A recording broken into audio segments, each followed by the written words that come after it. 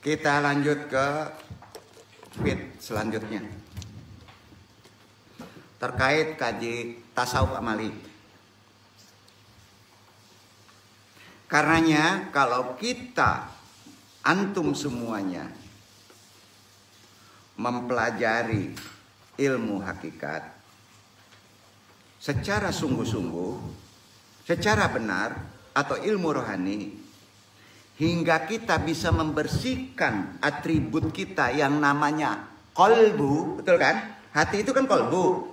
Nah, waktu itu yang hanya kita miliki adalah sifat-sifat mahmudah. Maka antum akan memiliki sifat mahmudah. Catat, yaitu sifat-sifat terpuji, itu Quran. Ya. Sifat-sifat majmumah yang ada di antum, yaitu sifat-sifat keji, yang sudah tidak ada lagi kekejiannya, tetap masih ada. Apa ya? Tapi sudah hilang kekejiannya. Maka jadilah kita orang yang bertakwa. Itulah inti dari orang yang bertakwa. Karena itu menjadi orang bertakwa harus tembus dulu ilmu hakikat, harus tembus dulu ilmu tasawuf secara amaliyah. Duduk kan nih? Arti takwa apa sih? Secara syariat takut sama Allah aja kan? Nah, itulah takwa. Yang akan diberi bantuan orang yang bertakwa, akan ada bantuan dari Allah di dunia wal akhirah. Kebersihan hati inilah yang akan menjadi pandangan Allah. Maksudnya, bila hati bersih, pasti sholat antum diterima Allah. Catat. Bila hati bersih, bila kolbu bersih, maka sholat antum diterima Allah. Bila hati bersih, puasa antum diterima Allah. Bila hati bersih, kolbu bersih, perjuangan hidup antum diterima Allah. Bila kolbu antum bersih, wirid zikir antum diterima oleh Allah. Bila kolbu antum bersih, pengorbanannya diterima oleh Allah. Tapi bila kolbu hati antum tidak bersih, seluruh amalan lahirnya tidak akan diterima oleh Allah. Kan gampang, gitu aja. Itulah yang dimaksud di dalam ajaran Islam. Walaupun kedua-dua amalan lahir dan amalan batin harus dilaksanakan, tetapi penilaiannya adalah pada amalan ruh. Tuh. Walaupun antum mengamalkan amalan batin, melakukan amalan lahir, tidak melakukan amalan ruh, tetap tertolak. Duduk. Terletak pada kolbunya. Ini siapa yang ngomong? Hadis Nabi. Yakfi antusyali ya dauratini minal qatani ba'dalan minal qalbil warai. Cukup sholat yang sunat 2 rakaat daripada hati yang bertakwa. Cukup, kata Nabi. Hadis ini sahih. Maknanya gini. 2 rakaat sholat, walaupun sholat sunat, seseorang yang bertakwa itu lebih baik daripada seorang yang banyak sholat, tetapi hatinya kotor. Setuju gak nih? Nah, selain sholat antum diterima, 2 rakaat sholat dari hati yang bertakwa akan memberi kesan kepada kehidupan seorang muslim. Kekuatan, keridhaan dari Allah. Dari sholatnya itulah akan bisa mencegah dirinya dari perbuatan kemungkaran dan kemaksiatan. Sholat sesungguhnya bisa bisa menjadi menghilangkan kesesatan dan kemungkaran, kan ada itu. Tapi kenapa nggak bisa? Ternyata pangkal biang keroknya hati kita balumui, kok kotor, itu aja. Ya. Jadi berdasarkan hadis tadi kita cukup bimbang seharusnya hidup sekarang. Kenapa? Harusnya bimbang kita. Karena selama ini kita mengamalkan sholat sudah lama. Antum udah lama ya sholat kan? Nah, berjuang dalam hidup sudah banyak berkorban, sudah banyak dalam Islam, sudah berjamaah, habiskan masa untuk berdakwah, sholat berjamaah juga sudah sering antum lakukan. Ternyata itu semua hanya amalan lahir saja. Kan amalan lahir. Jangan-jangan Allah tidak terima semua amalan itu disebabkan hati antum masih kotor. Ayo. Ruh antum belum bersih.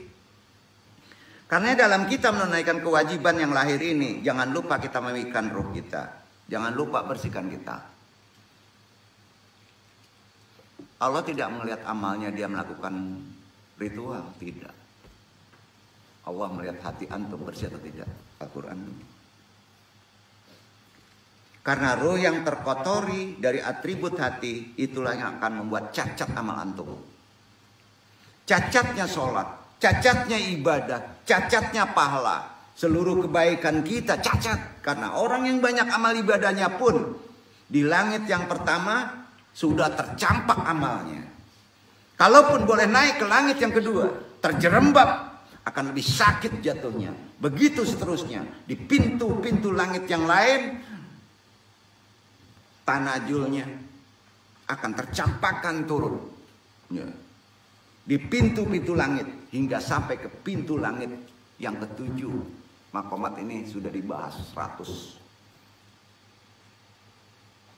Untuk jemaah lama. Tersangkut lagi. Duduk di langit ketujuh tersangkut lagi. Itu bagi orang yang beramal saja masih juga tertolak amalnya. Mengapa amal lahir itu bisa tersangkut? Itu yang perlu kita pikirkan. Antum wabil khusus Ikhwan Akhwat YMAA maupun Ikhwan Akhwat Akademis UIN Padang sudah bisa menjawab sekarang. Ternyata kendalanya apa? Kolbu ruh kita yang kotor. Seharusnya kita bimbang. Kenapa salat kita nggak nyaman? Merenung. Cara membereskan hati sudah tahu. Bertasawuf amalia. Toh rekod. Promosi enggak promosi. Ini bukan pemilihan presiden. Capek, jangan banyak-banyak lah. Bersihin hati itu berat, bro. Enggak perkara mudah. Ya. Bukan perkara mudah. Yang antum takutkan ini, antum udah naik, amalan tinggi, jago agama, langit ketujuh, makomatnya udah 100, kesangkut juga amal 100, terjun lagi ke bawah. Sebab satu, ruh antum kotor. Sampai seharusnya kita takut di sini. Yang kita takut karena itu. Yang duduk aja gampang. Karena orang yang tahu yang kotor itu antum sendiri. Percaya nggak? Antum sendiri. Itu bukan aib kok. Di sini ada tak baik. Coba ya, berani nggak baik mengakui ruh saya kotor? Antum yang tahu. Bersihin tuh dengan katakin. Kalau hadir pakai ini bro, bisa. Mau sini masuk sini. Bisa sakit, bisa enggak. Dua aja. Kenapa bisa enggak sakit? Ini kan dibalik nih. Kenapa bisa enggak sakit? Ada yang bisa jawab. Ilmu Islam. Bukan ilmu kebal. Karena kita punya rasa yang bisa dinafikan. Paham? Paham? Mau belajar? Bayar. Pusing dulu. Bersihkan ruh antum dulu. Bersihkan hati antum dulu. Kalau Allah berkenan gampang. Perkara jomblo pusing ngaco itu. Pusing. Udah jangan ya. Happy hidup. Ngomong ya. Udah. Gampang ya. Beresin ruh antum. Beresin ruh antum. Yang mau beresin ruh antum di sini kalau beresin mobil, Iwan Ali. Ini beliau nih. Ya, beresin maling dapat lapor dia dari polisi. Betul kan? Jadi manusia itu bermanfaat. Ada manfaatnya. Iya kan? Serahkan kepada ahlinya. Ada pertanyaan? nggak ada. Dengan kekotoran dan penyakit batin atau ruh hati kita yang masih kotor, orang yang mengumpat seumpama, ini seumpama, orang yang acuh pastalin asik dengan gadgetnya seumpama, tidak ada lain karena hati tidak dipahami tasawufnya,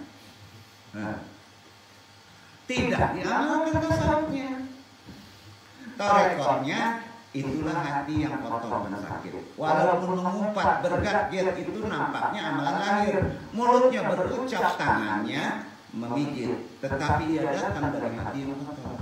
Sebenarnya hati, kalbu itu kiblat kita. Janganlah diisi dengan mengumpat, hasad, dengki, riak, kibir, sombong dan sebagainya. Itu semua amalan hati. Kira-kira gitu ya. Kemana nih ngaji? Enggak, itu kan sekarang antum udah paham. Rupanya yang menghijab, menutup amalan lahir kita, yang menutup amalan lahir kita adalah majamul hati, kotornya hati. Amalan hati yang bisa mengotori ruh, yang dari sorenya baik suci ruh itu bisa kotor karena tidak menutupi hijab. Hendaklah dijaga. Hati-hati dengan hati. Hati-hati rambut lalu dibuka. Merah, dunia muncul sobot, mati ya. Itu loh ya. Hati-hati dengan hati. Ini bukan manajemen kalbu. Manajemen kalbu punya adim. Kalbu bisa manajemen bro. Dipahami, dimakrifati, nukil dari Quran, dari ajaran mereka ulama dulu, nukil, iya. Berdakwah dengan nukil, semua nukil. Termasuk yang dulu nukil, buktinya baca. Anda dulu sebagai talim menegaskan sekali lagi, ilmu rohani adalah ilmu yang bisa mengilhami tabiat ruh dan atributnya yang disebut hati dan kalbu. Sama ada yang majmumah, mahmudannya. Ilmu ini artinya bukan untuk mengetahui hakikat jatruh, bukan. Yang anda sampaikan bukan untuk mengetahui hakikat jatruh. Hakikat ruh itu sendiri tidak akan dapat dijangkau oleh mata, kepala, bahkan sulit untuk dapat dibahasakan aja tidak bisa. Hakikat ruh itu jatruh. Paham ya? Bukan ini, tapi membersihkan yang menutupi hati, yang menutupi ruh. Letaknya namanya kolbu. Tapi apa yang hendak dibahaskan dalam sifat-sifat ilmu tasawuf ini? Supaya setidaknya antum dari sini dapat mengenal sifat-sifat ruh atau hati antum yang bersifat semula jadi. Bahasanya semula jadi. Apa sih sebenarnya ini? Pikir sendiri, itu tugas antum. Ilmu semula jadi. Mana yang memudahnya positif? Suburkan, pertajam, asah dengan ismudah. Ya kolikona ya Rob, riyabi bika anido. Itu kata-kata itu membersihkan ismudah. Duduk, mengisi supaya mendesak kotoran tadi. Salah kasarnya gitu. Ya. Mana yang majmumah negatif, sapu bersih dengan thayyibah. Mana dorong, mana isi dengan ismudah. Paham? Mana yang menyapu dengan thayyibah? Apa thayyibah? La ilaha illallah. Karena sifat negatif dimurkai Allah dan Rasulnya serta sahabatnya juga dibenci oleh manusia. Itu sebabnya siapa saja yang memiliki ilmu tentang ruh, antum sudah mulai ada, walaupun masih teori. Siapa saja yang mempunyai ilmu tasawuf, siapa saja yang mempunyai ilmu batin, siapa saja yang mempunyai ilmu hakikat, sama juga kan? Akan mudah dia mengamalkan secara gila sifat-sifat semula jadi. kun fayakun. Gitu aja lah. Selesai itu. Jadi yang ada pada ruh antum, mahmudanya dapat disuburkan, majmuannya dapat ditumpas. Maka jadilah ruh dan atributnya hati seseorang itu bersih dan murni. Karena qalbu adalah raja dalam kerajaan diri antum. Bila raja dalam kerajaan ini sudah bersih, baik, adil, takwa, takut kepada Allah, mencintai Allah, mencintai Rasul, maka sudah tentu rakyatnya, atributnya, matanya, tangannya, pikirannya, nafsunya dalam diri antum jauh menjadi tunduk patuh kepada Allah. Setuju? Itu kata-kata Al-Ghazali di Ihya Ulumuddin. Nah, untuk petik dikit, untuk berubah dikit, maaf ya, nggak ada. Mana? Susah banget dia. Dengan begitu kita akan mudah membangunkan syariat. Jangan ditidurin. Dan sunnah Rasulullah mudah berbuat macam-macam untuk kebaikan nanti. Maka kebaikan anggota lahir inilah yang merupakan buah daripada kebersihan jiwa itu sendiri. Bahasanya jiwa. Jadi kebersihan jiwa itu pokok yang dilahirkan kebaikan kepada tangan, mulut, mata, telinga, kaki, seluruh tindakan lahir kita. Makanya bila ruh sudah baik, bila ruh sudah bersih, menjadi baiklah seluruh lahir dan batin manusia.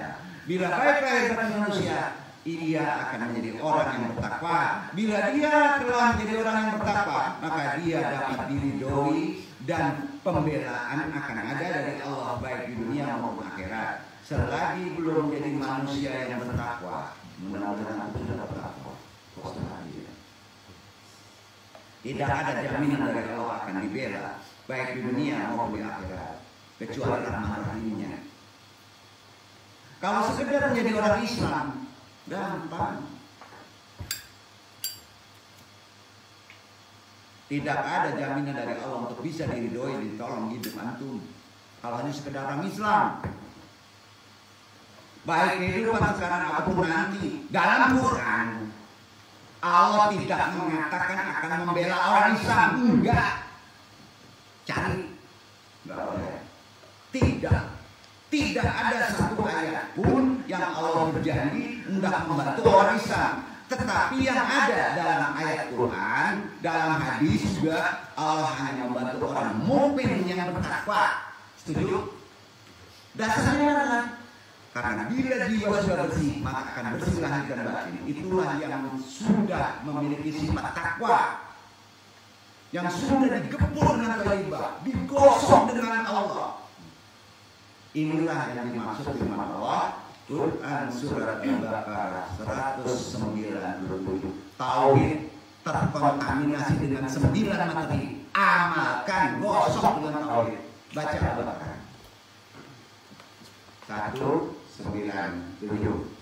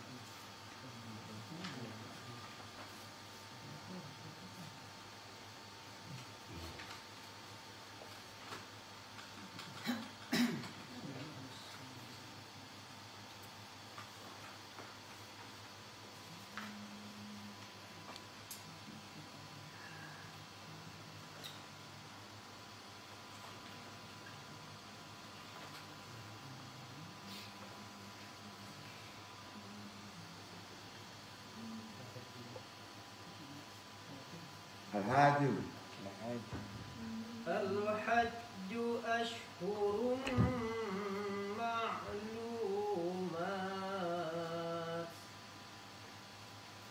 فمن فرض فيهن الحج فلا رفث ولا فسوق ولا جدال في الحج وما تفعلوا من خير يعلمه الله وتزودوا فإن خير الزاد التقوى واتقون يا أولي الألباب. Musim haji adalah beberapa bulan yang dimaklumi. Barang siapa yang menetapkan niatnya dalam bulan itu akan mengerjakan haji, maka tidak boleh rafat, berbuat fasik dan berbantah-bantahan di dalam masa mengerjakan haji. Dan apabila yang kamu kerjakan berupa kebaikan, niscaya Allah akan mengetahuinya. Berbekallah, dan sesungguhnya sebaik-baik bekal adalah takwa. Dan bertakwalah kepadaku, hai orang-orang yang berakal. Intinya ya, ayat tadi, mudah-mudahan Allah meridhoi mentafsirkan. Wattazawwada fa inna khairu zadi taqwa wattaquni ya ulil albab. Siapa ulil albab? Antum, ikhwan akademis. Betul? Untuk antum tuh. Jadi kalau antum nggak belajar tasawuf, nggak ngikutin tarekot, ilmu antum kacau nanti. Semua mendalami agama, fikih saja, syariat saja, tanpa tasawuf, zindik. Kata Imam Malik. Betul kan? Hendaklah kamu berbekal. Sesungguhnya sebaik-baik bekal dalam hidup ini adalah sifat takwa. Dan bertakwalah kepadaku, hai orang-orang yang berakal, ulil albab. Yang berakal itu kan ngasah akal orang-orang akademis, orang-orang yang berilmu. Setuju? Setuju ya. Ulil albab itu jelasnya tentunya diarahkan kepada orang yang berilmu. Ya ikhwan akhwat akademis, inilah maksudnya. Karena bila antum sudah dapat berbekal dengan sifat-sifat takwa, insya Allah ridho, pembelaan dari Allah, nggak perlu didoakan lagi, udah nongol. Ya, insya Allah. Pembelaan di dunia maupun di akhirat sudah jelas ada di tangan antum dari Allah. Jadi sebenarnya disinilah rahasia kebahagiaan kemenangan umat Islam dalam menjalani hidup. Juga rahasia kehebatan umat Islam hingga menang menumpaskan musuh-musuhnya. Kita kan punya musuh, baik lahir maupun musuh batin. Man tasyawafa bi ghairi faqih fahuwa zandikon. Wa man fiqaha bi ghairi tasyawufin fahuwa syiriron. Wa man jama'a bainal aitaini wassala ilal haqqul.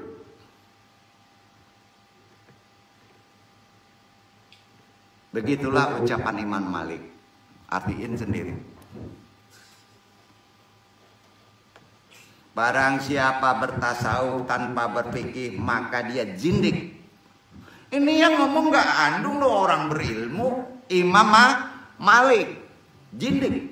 Barang siapa berfikih tanpa bertasawuf, maka fasik.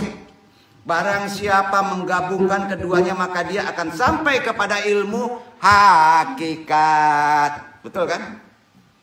Wa man jama baina ihsaini wasala ilal haqqul. Betul? Sekarang timbul pertanyaan, interaksi aja. Mestikah manusia bertasawuf? Jawab. Haruskah manusia bertorekot? Jawab, PR. Tapi jawabannya harus ada dalilnya ya. Ayo, bukan karena pikiran akal. Simpan dulu. Lanjut kaji dulu. Haruskah kita bertasawuf? Jawab. Haruskah kita bertorekot? Tolong jawab. Catat itu. Bila perlu tanyain sama rektor.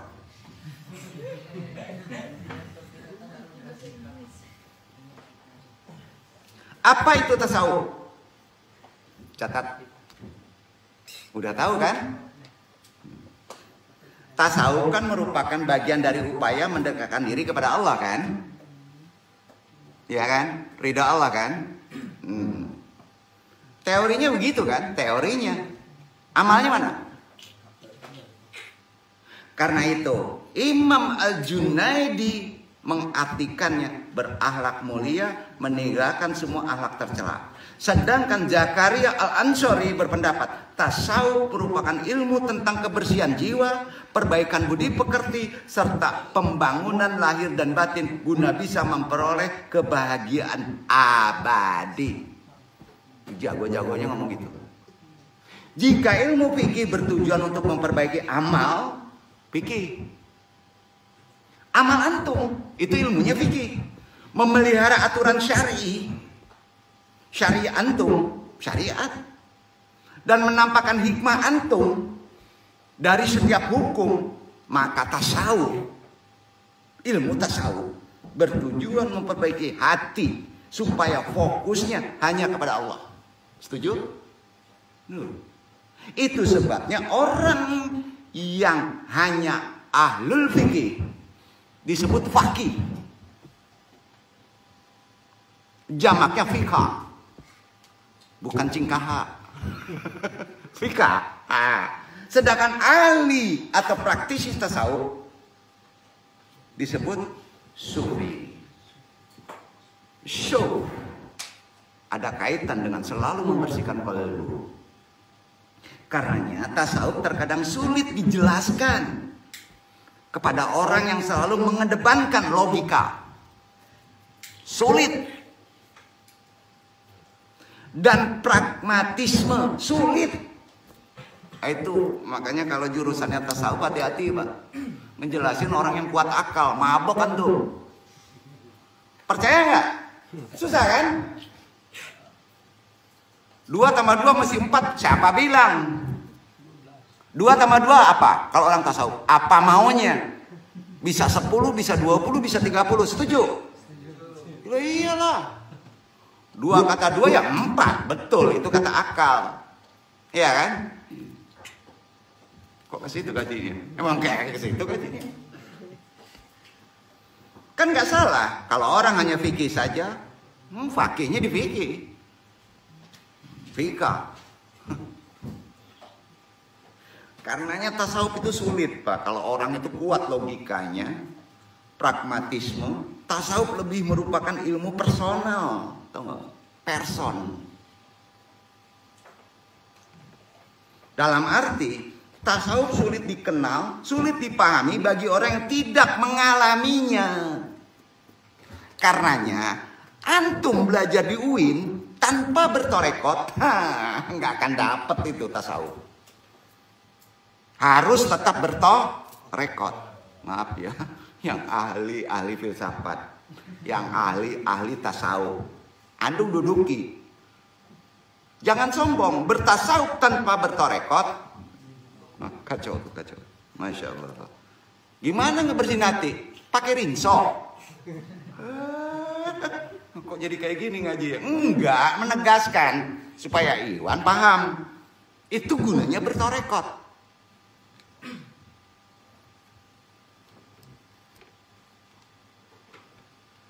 Jadi itu sifatnya ilmunya memang personal. Dengan kata lain, ilmu ini harus dialami sendiri jika ingin memahaminya. Ibaratnya, iktibar maknanya mengajarkan manisnya gula. Tahu manis gula? Ajarin manisnya gula. Nggak mungkin memberikan penjelasan tanpa mencicipi, betul? gimana nih? Bersihkan kolbu, tasawuf, bersihkan syafah. Gimana prakteknya? Ayo, logika. Jangan dijindikin dong torekot. Masa dibitahin torekot? Promosi ya? Enggak. Supaya paham antum. Nah, nanti catat aja. Merah-merah lah orang tasawuf tuh. Enggak mau tahu kalau nggak ada torekot. Paham kan? Ya. Nabi SAW tidak pernah menyebut pembagian-pembagian ilmu. Enggak pernah. Ada ilmu syariat, ada ilmu fikih, ada ilmu tasawuf, ada ilmu hakikat, ada ilmu makrifat. Nabi itu dalam berdakwah nggak ada pembagian ilmu. Di UIN kan banyak tuh. Nabi nggak pernah. Ya. Tidak pernah secara eksplisit dibagi, nggak. Seperti ilmu ini. Di UIN umpamanya, ilmu-ilmu lainnya kan banyak. Nah, justru di spesialis itulah antum jadi ongrai itu ongrai. Maaf ya, supaya jangan kaku. Sebagaimana juga ada pembagian seperti hadis sahih, dhaif, hasan, nggak ada zaman Nabi. Karena ada pembagian tadi orang saling menghujat. Karena ada spesialisasi orang saling gempur. Bukan dong melarang supaya ahli, bukan begitu maksudnya. Zaman Nabi nggak begitu. Juga tidak ada pembagian usul fikih menjadi fikih. Juga tidak ada pembagian ilmu tafsir, ilmu alat, ilmu mantik, ilmu mutolaah, ilmu balagoh, apalagi ilmu tasawuf. Nggak ada. Nggak pernah dibagi sama Nabi. Ilmu batin apalagi nggak ada. Semua itu nggak ada ya, Iwan nggak ada. Jadi kalau nyari dalilnya, jalur nentu. Nabi nggak pernah bagi. Ilmu tarekot apakah Nabi dalilnya mana? Ngaco ini. Cerdas. Jadi siapa yang membagi? Jawab. Siapa yang bagi? Para ulama. Iya kan? Para ulama yang membagi. Orang sebelum setelah Nabi wafat, Nabi itu datang ilmunya satu paket. Di sini ngaji torekot tanpa paham fikih, tanpa paham Quran, tanpa paham syariat, keluar antum. Karebanan dong, nggak mau tahu. Jadi nggak bisa sebelah-sebelah. Karena Nabi pun turun satu paket. Jadi yang membuat ongrai apa? Membagi tadi ilmu jantung, ilmu kapal. Nabi itu belak sadungnya ilmunya nongkrong. Nggak perlu kuliah di UIN. Betul kan? Apakah bisa sampai situ? Bisa. Kalau hati ruh antum bersih, ilham nongol, ilmu terpancarkan dari situ. Duduk. Nggak perlu belajar banyak. Logika, standar. Karena ilham Allah tempatnya di hati antum. Ilmu Allah, nggak ada yang ngalahin. Itikot yakini itu, bersihkan hati antum. Demi Allah, antum pintar sendiri deh. Ada yang percaya nggak? Orang yang duduk nggak belajar tafsir, tapi bisa tafsir. Nggak bisa ngaji, bisa ngaji. Banyak itu. Ulama dulu berapa tahun kuliahnya? Ada akademi seperti UIN dulu. Zaman Al-Ghazali nggak ada, ke hutan ya. Iya kan? Bersihin kepala, bersihin hati. Menciptakan ilmu yang bisa jadi referensi Ihya Ulumuddin sampai sekarang. Kebayang ya? Pentingnya gunanya kita membersihkan qalbu. Duduk ya. Itu pentingnya. Nggak ada pembagian-pembagian zaman. Karena Nabi turun satu paket. Jadi zaman Nabi ada tasawuf? Nggak ada ya. Ada ilmu fikih? Nggak ada. Ada ilmu tasawuf? Nggak ada. Balaghah? Nggak ada zaman Nabi. Jadi siapa yang baginya? Para ulama. Kemudian setelah Nabi wafat, Nabi itu datang ilmunya satu paket. Jadi Nabi datang satu amalan itu mengandung 4 unsur. Turun Nabi. Amalannya 4 unsur. Tahu 4 unsur? Unsur besar ya, mencakup semua ilmu di dalamnya, terdiri dari semua amalan sunnah Nabi. Ada syariatnya, ada tasawufnya, ada tarekotnya, ada hakikatnya, juga ada makrifatnya. Udah ada di Nabi. Jadi kalau ada pertanyaan, emang ada dong ajaran tarekot, tasawuf, hakikat, makrifat zaman Nabi? Dong cucu kan gitu. Cucu. Betul kan? Ada di YouTube nih, Kiai Gogol kan banyak ngomong kayak gitu. Iya kan? Kira-kira gitu deh. Jadi kalau yang nanya gitu, dong, sandaran dalilnya Naksabandi mana dong? Istidlal dalilnya mana dong? Anda bingung antum tuh? Nggak usah ngaji sini. Pertanyaan itu konyol. Kata ada haji. Kalau enggak, jahlun. Namanya gitu kira-kira, maaf ya. Nanti kalau dibalik, emang ada hadis sahih, hadis doi pada zaman Nabi? Enggak ada. Nabi ada kok. Kan bingung tuh. Kira-kira gitu lah. Jadi kalau mau bertanya, khusus ikhwan akademis, wabil khusus lil ulil abab, kata Quran, ikhwan PPL UIN, periode sekarang itu, gunakan akal, jangan malu-maluin. Setuju? Setuju? Di mana aja? Setuju? Gimana adabnya dong? Sok kritis tapi nggak pakai data, kacau. Duduk nggak? Nanya itu kan kritis. Gunakan data. Bisa disebut sok kritis tapi nggak rasional. Apalagi seumpama memberi advis yang sifatnya ruhani, batin, secara ilmu mantik, secara mutolaah, jelas itu tolol. Udah andong ukur fatwa orang itu.